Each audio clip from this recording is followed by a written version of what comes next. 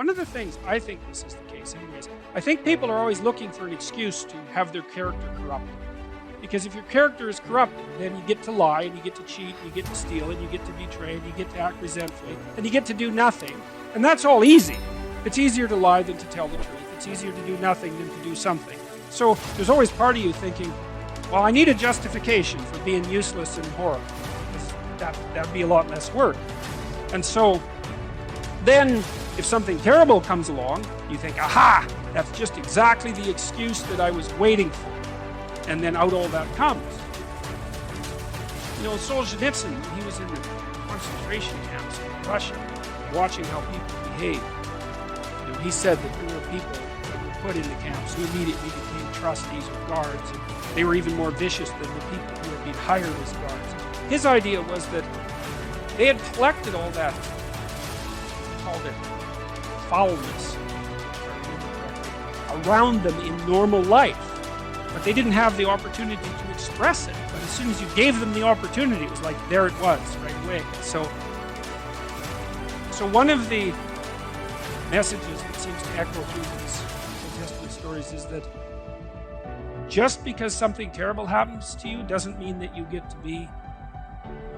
get to wander off the path and make things worse. And maybe it doesn't matter how terrible it is that what happens to you. And that's a tough call, you know, because you see people now and then in life who they've really got it rough, man. Like 50 bad things are happening to them at the same time, and you think, well, it's no wonder. If you were bitter and resentful and hostile, it'd be like, yeah, no wonder. But then you meet people, and Solzhenitsyn again talking about this movie like archipelagos, and he met lots of people in there, not lots. He met enough people to impress him in the concentration camp system who didn't allow their misfortunes to corrupt them. And that's something. Because maybe the only real misfortune is to become corrupted. That's a really useful thing to think. You know, maybe the rest of it is trivial in comparison. I know that's a rough thing because you can be in very harsh circumstances, but I do think there's something to that. And the Lord was with Joseph. He was a prosperous man, and he was in the house of his master, the Egyptian. And his master saw that the Lord was with him, and that the Lord made all that he did to prosper in his hand. So that's an echo of the idea that we encountered earlier about walking with God, right? So Adam walked with God before he ate the fruit of Eve, and then he wouldn't walk with God. And then Noah walked with God, and Abraham walked with God. And so the idea is, well, that's that alignment with the highest idea, something like that. And you know, we could think about that as a metaphysical thing as well. But I don't think it is. I mean, I've got thousands of letters now in the last year from people who have told me that they were in a pit. That's exactly right. And that they decided that they were going to try to put their lives together. And that it worked. And so that's really something, you know, and they write surprised. It's like, well, I decided that I was going to work hard at what I was doing and I wasn't going to lie any more than absolutely necessary. Thought I'd give it a try for a few months, you know. And all sorts of good things started to happen to me. It's like, maybe that's how the world works. Now, obviously, it doesn't work like that all the time, right? Because you can get sliced off at the knees. I mean, there's an arbitrary element to existence that you can't wish away. But that doesn't mean that there aren't bad strategies and good strategies. So I do think that one of the most fundamental existential questions is, like, if things aren't going well for you in your life, is, are you absolutely certain that you're doing absolutely everything you can to put things in order? You know, if you need something to grapple with, you probably do. You can find that. You just look inside, you'll find something to grapple with.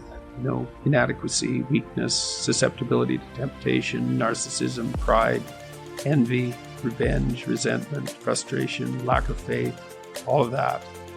That'll keep you occupied if you really grapple with it. And yeah, I mean, that's an ancient theological question. You know, what's up with the devil? Why does the possibility of evil exist? Why is there an eternal adversary?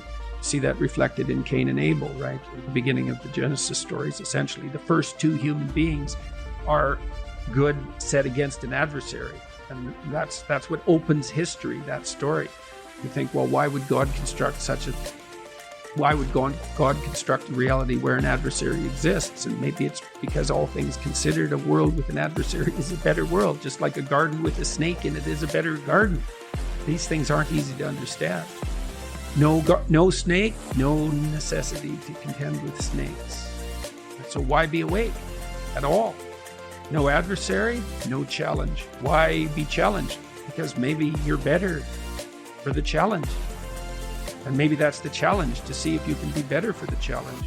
But that should be internal. Well, fundamentally, if it isn't, you'll find it externally, because you'll demonize someone to turn them into Satan so that you can find an adversary. And then that's very unfortunate for you and for them. That's and the problem. It's just not as big a battle. It's like you battle with someone external who's malevolent, let's say, or you think they are, and usually you've got that mostly wrong, but not always. But if the battle is inside, which is where it's supposed to be, most fundamentally, then it's the ultimate. It is the ultimate challenge. And that's the infinite game. The external one is battle between good and evil on a playing field of chaos and order. It's the eternal game, and you can play that out in the external world. But part of what the religious enterprise is about, and the Christians have really contributed to this, is the notion that sacred battle is fundamentally spiritual, which is to say, in some sense, fundamentally psychological. It's to be fought on the battleground of the soul, internally. It's a subjective issue. How do you defeat evil? You defeat the evil in your own heart. That is how you do it. And so if that's all being acted out for you in the world, you've misplaced Satan. That's a good way of thinking about it. This is another weakness, I think, of the atheistic position, because it's pretty hard. It's easy in some sense to dispense with belief in the highest good, but it's not so easy to dispense with belief in evil. So that's a big problem. So then where do you localize it?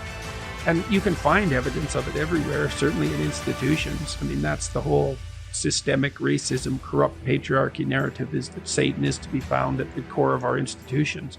And to some degree, that's true, because everything we do is corrupt to some degree. And so then do you fight it sociologically? You're the good person and the institution is Satan? So you're so good, are you? You're so sure of that, are you? You've got everything in order, or do you? And you might say, well, do you have to have everything in order before you fight evil on the sociological front? And the answer is, well, no, because you're never going to have everything in order, but you still shouldn't put the cart before the horse. It's a spiritual battle. And it's taken people thousands and thousands of years to figure this out. Now, first of all, it was the snake. What's evil? What's malevolent? The predatory reptile. Fair enough, man. I mean, we've been fighting with predatory reptiles for 60 million years as mammals. 60 million years. So it's a good first pass approximation. It's the snake, the poisonous snake, the external enemy, the predator. Well, what about the predator and other people? Oh yeah, that's even worse, man. It's like how predators are one thing, but predatory people, other tribes, man, they're brutal. They're brutal. Well, what about your predatory friend? Oh, that's pretty bad too. The friend who stabs you in the back, the person who betrays you, Judas.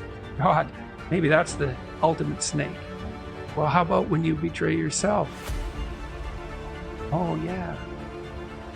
Do you want to see, there's this association that's very strange that occurred in the development of Christian thought between the snake in the Garden of Eden and Satan.